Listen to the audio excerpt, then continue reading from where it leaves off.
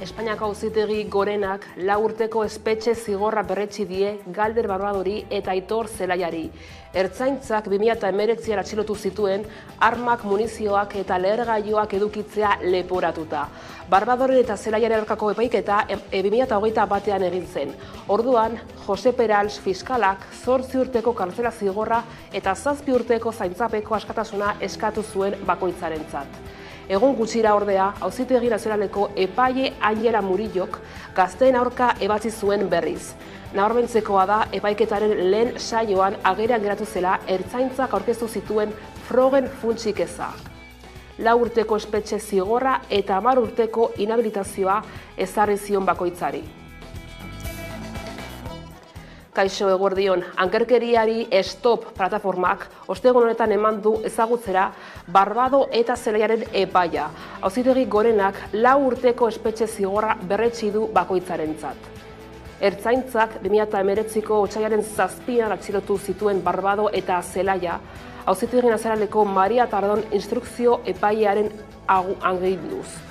Armak, munizioak eta lehergailuak edukitzea eta horiek helburu terroristekin gordetzea eta trafikatzea egotzi zieten 2 gazteei. 2021ko epaiketa eta gero gaur jakinda Auzitegi Gorenak 4 urteko espetxe zigorra berretsi duera Barbado eta Zelaiarentzat. Hori salatzeko oztopo guztien gainetik mobilizazioak egingo dituztela iragarri du ankerkeriari Stop plataformak. 2 egun falta dira hauteskunde gauerako eta alderdiek kanpainako azken egunotan herritarren arreta erakartzea izan dute xede nagusi. Araban eta Gasteizen EAJ eta EH Bildu alderdien arteko borroka izango dela aurreikusten da. Nolakoak ari dira izaten kanpainaren azken ekitaldiak, Nerea? Hauteskunde kanpaina ostiral honetan amaituko da. 16 egunen ostean alderdiak hauteskunde gauaren zain izango dira. Azken egunotan EAJ, EH Bildu, PSE eta Elkarrekin Podemos alderdiek herritarrei euren botoa eskatu diete. Konpromisoak, proiektuak eta aldaketa izan dira gehien errepikatu dituzten hitzak. Eta Baionan eraikin bat okupatzen duen Maurizia proiektua kanporatze arriskuan dago. Userra bertaratu zen atzo arratsaldean Baionako auzitegiak izenpetutako kanporatze agindu batekin eta okupatzaileei eraikinetik ateratzeko eskatu die.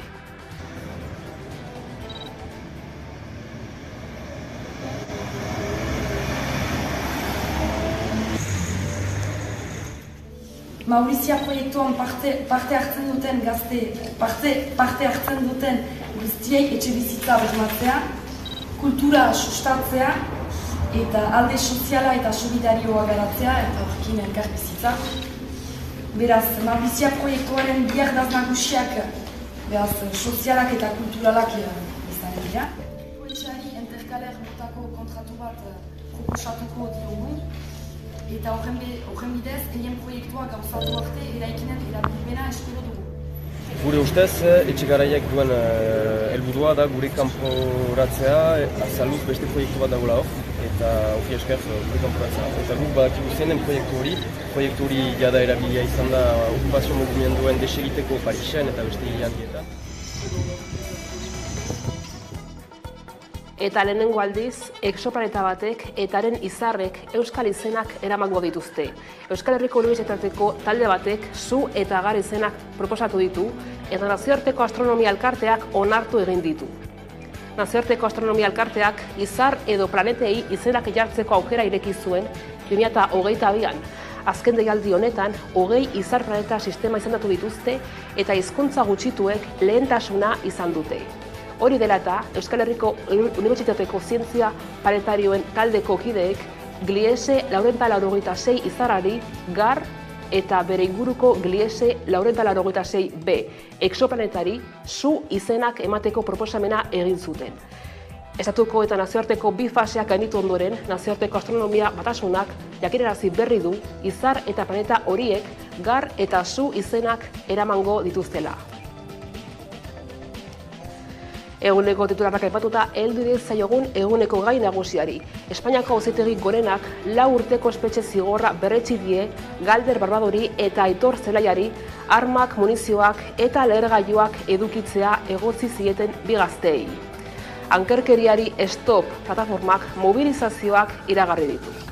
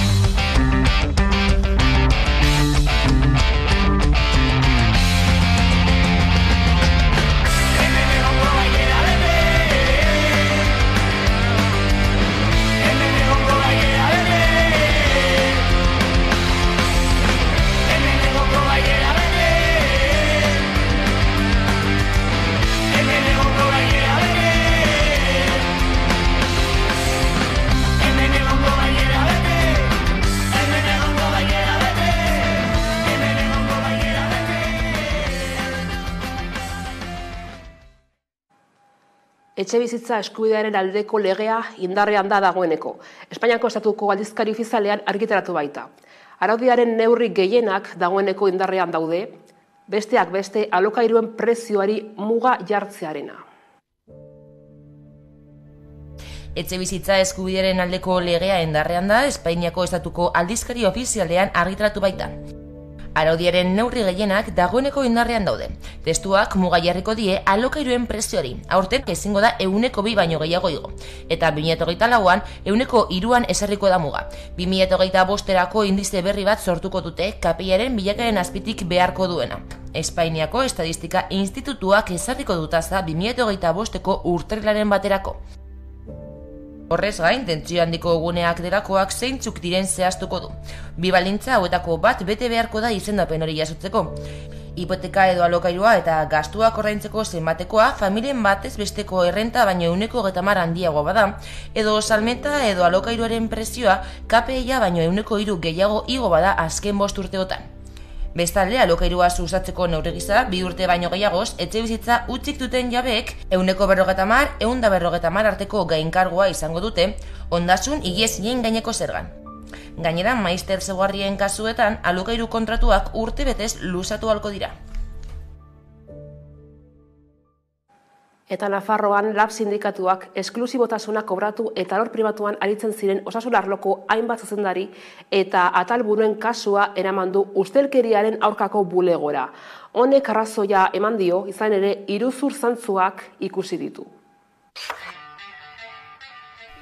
Ustelkeriaren kontrako bulegoak prozedura hasi du medikuen esklusibotasunaren aferan iruzurrak ikertzeko. Nafarroako jardunbide egokien aldeko eta ustelkeriaren kontrako bulegoak lab sindikatuak egineko salaketa kontuan hartu du eta ustelkeri zantzu argiak ikusi ditu hainbat aferetan. Labeko hartarazi duen bezala atalburuen ordainsaria kobratu eta klinika pribatuetan lan egiten duten hainbat mediku dago Nafarroako osasunbidean.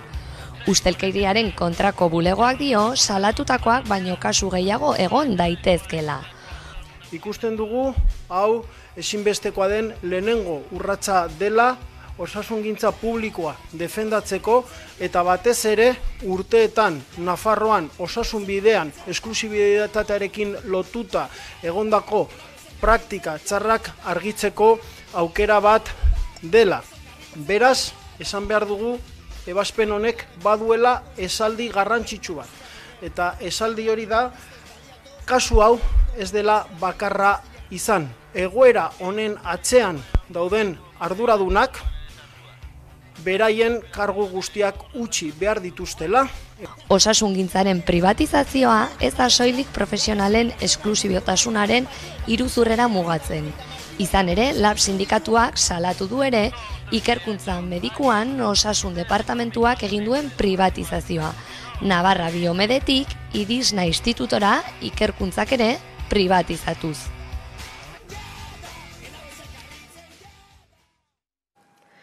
Eta Gasteizko tranbiako langileek 24 orduko greba egin dute.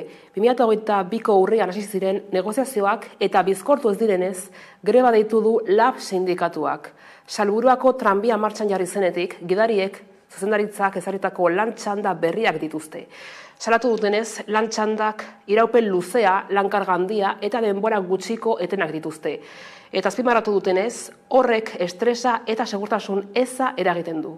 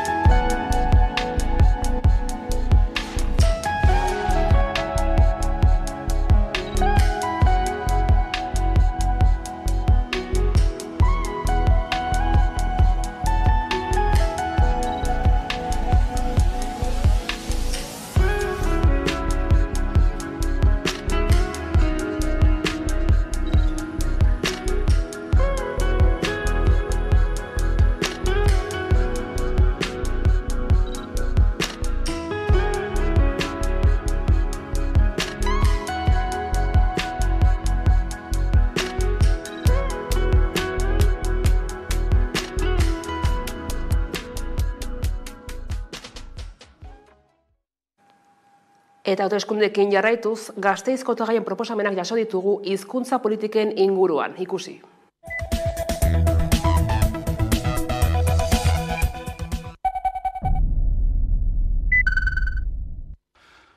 Egia esan, ez da erraza, azken finean, administrazioaren irudia, administrazioaren aurpegia funtzionario guztiak dira. Orduan, lortu behar dugu, funtzionario guztiak jakin dezaten, haiek jendearen zerbitzura daudela, jendearen herri honetan bi hizkuntz ofiziala daude, orduen zuk funtzionario modura kapaz izan behar zara, gai izan behar zara, euskeraz edo gazteleraz erantzuteko hiritarrari. Zuk funtzionario izan arren, zu zerbitzu publiko batean lan egiten duzulako. Eta hori, neurri batean lortu egin da, baina ezin dut esan funtzionario guztiak argi izan dezaten hori, eta argi eduki behar dute. Eta horretarako jakin behar dute zerbitzu publiko batean parte direla. Eta funtsezkoa dela eskubide linguistikoak. Eta hiritar bakoitzak dauka bere eskubideak, euskeraz edo gazteleraz erabiltzeko. Datorren legealdian proposatzen duguna da euskara politiketara bideratzen den aurrekontua 130 igotzea. Eta orain gure erronka da kale erabilera gehiago sustatzea, ezta? Eta horretarako euskalgintzak zer behar du gure ustez, aitortza, noski, eta gero baita ere apoioa azpiegituretan, eta baita ere uste dugu komunidadea indartuko duten ekitaldiak eta bestelako dinamikak errazteko baita ere laguntza behar dutela. Guk proposatzen duguna EH Bildutik da aurreko legealdian Euskararen etxea eta Gasteizko antzokia egin baldin bada guri esker izan da, orain falta dena da martxan jartzea, inauguratzea ja eraikin hori legealdi honetan, eta orain falta dena da edukiz gorpuztea, edukiz betetzea Euskararen etxe hori. Proposatzen duguna da euskalgintzak berak kudeatzea, ez baldin bada osorik gutxienez espazio gehienak, eta baita ere izatea aurrekontu garrantzitsu bat.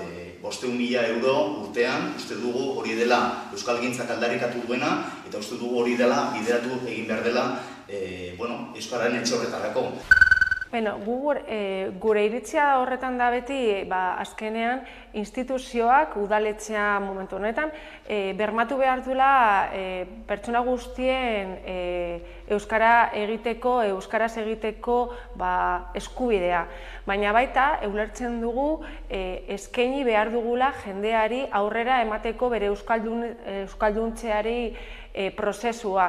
Eta horrela, hobetu dezakegu egoera hori. Azkenean, lan egin behar dugu euskaldegi publikoak eta doakotasunari ikustera. Azkenean, euskera maite dugun hizkuntza da, oso zaila da ikastea, guztioi gustatu zaigu euskara ikastea, baina baita, pentsa behar dugu, jendeari 600 euro inguru kostatzen zaiola euskaltegi batean matrikula egitea urtero. Eta hori udaletxeak, instituzioak aurrera eraman behar du eta lan egin behar du euskalduntzeari bakarrik gutxienez hainbeste dirua ez kostatzeko.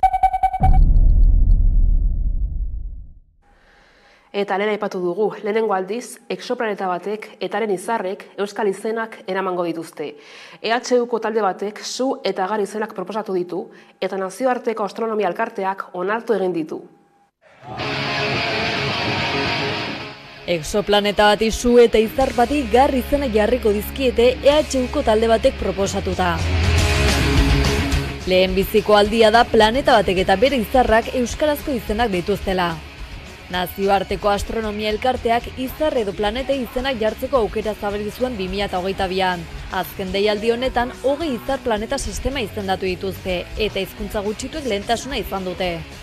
Hori dela eta Euskal Herriko Unibertsitateko Zientzia Planetarioen taldeko kideek Gliese 486 izarrari gar eta bere inguruko Gliese 486 b exoplanetari su izenak emateko proposamena egin zuten.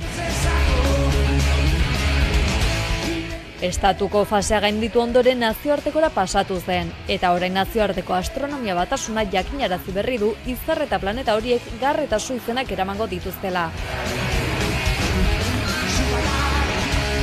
Aukeratutako izenak suarekin erlazionatuta daude, izarraren eta exoplanetaren temperatura altuak direla eta.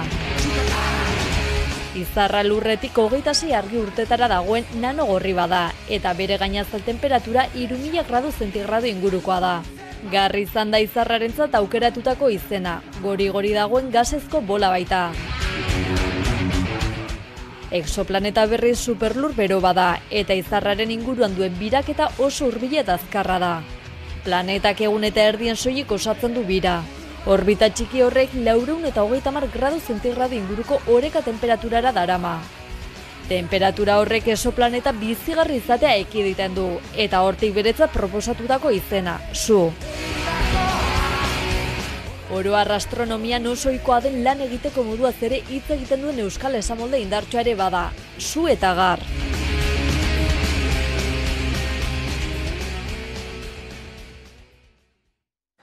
Azken Rock Festivala Arabako herrietara zabalduko da. Bigarren urtez, jaialdia doako programazio batekin iritsiko da Arabako zenbait udalerrietara. Artzinegan eta Laudion 5 doako kontzertu eskainiko dira, ekainaren 9 eta 10.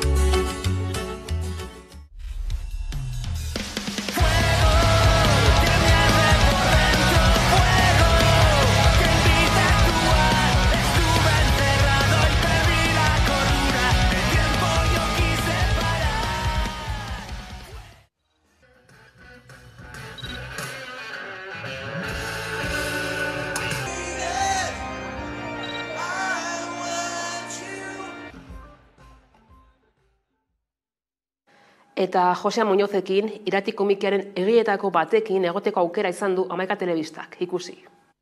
Bueno, Irati filma arrakastatsua izan da oso, nola bizi izan duzue zuek? Sorpresaz eta atseginez, hasieratik. Paulek esan zigunetik, bere hurrengo pelikula nahiko lukela berak Iratiren inguruan izatea.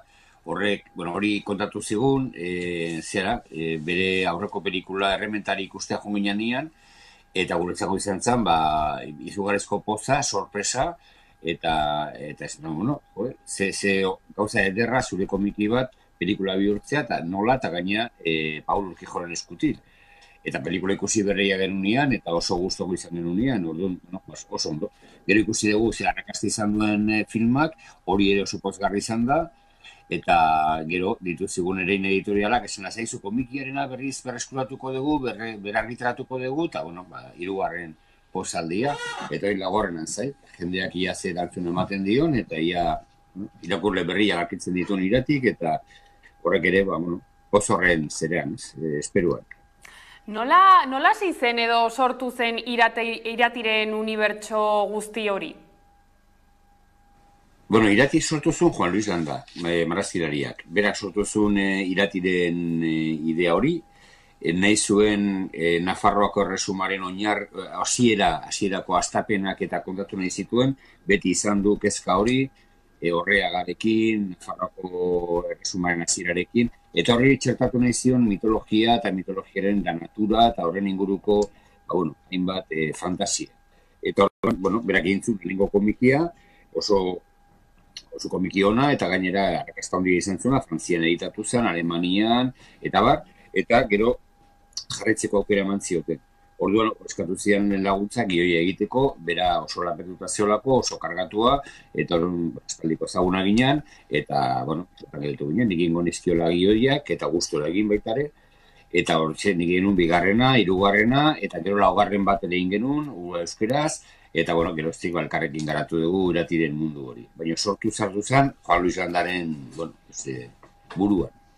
Ez dakit, Josean, prozesu guzti honetan bitxikeriaren bat edo aurkitu duzuen? Prozesu izan da oso luzea, urte askotako lana izan da, urte askotan zehatu dana, zabaldu dana.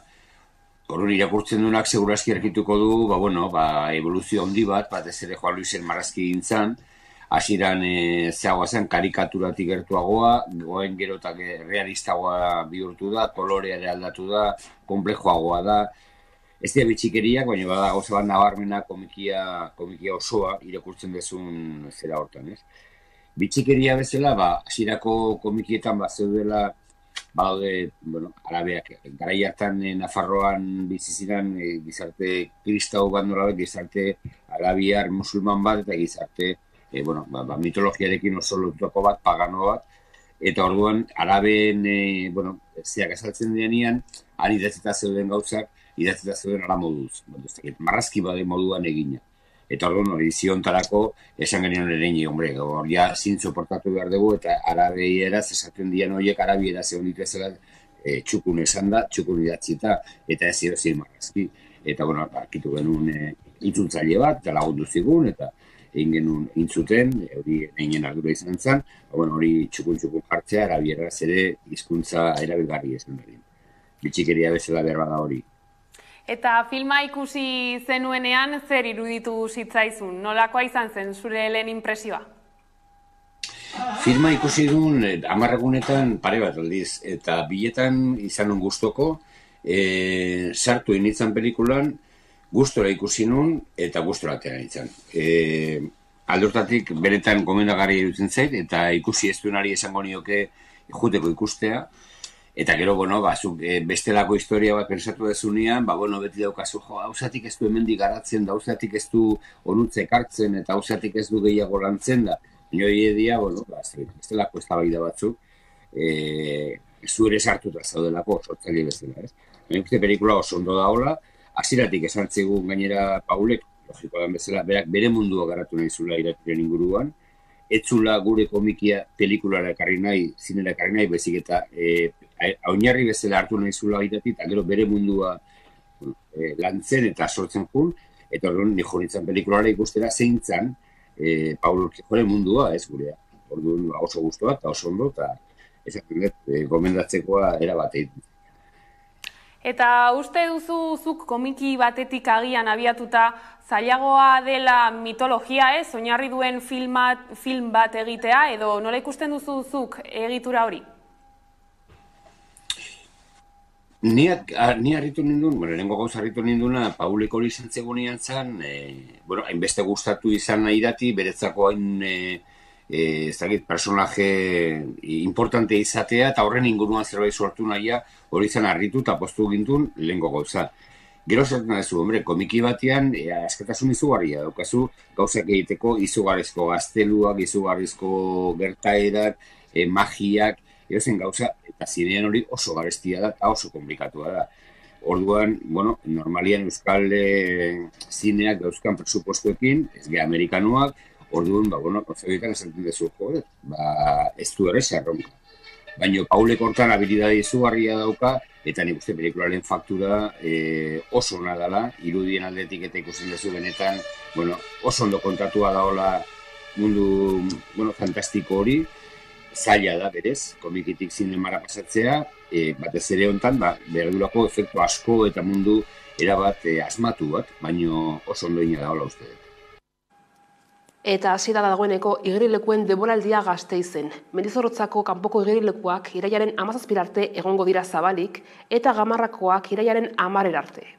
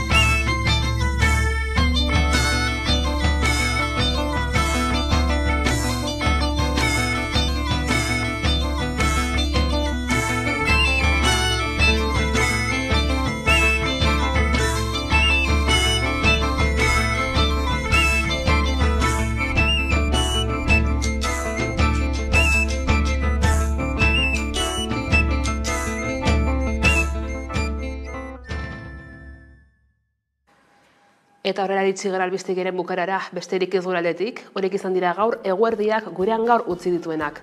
Gogoratu guztiak eta gehiago nahi duzuen aldiro 11.euskalteletara eskolagarri gero arte izan. Asteburu.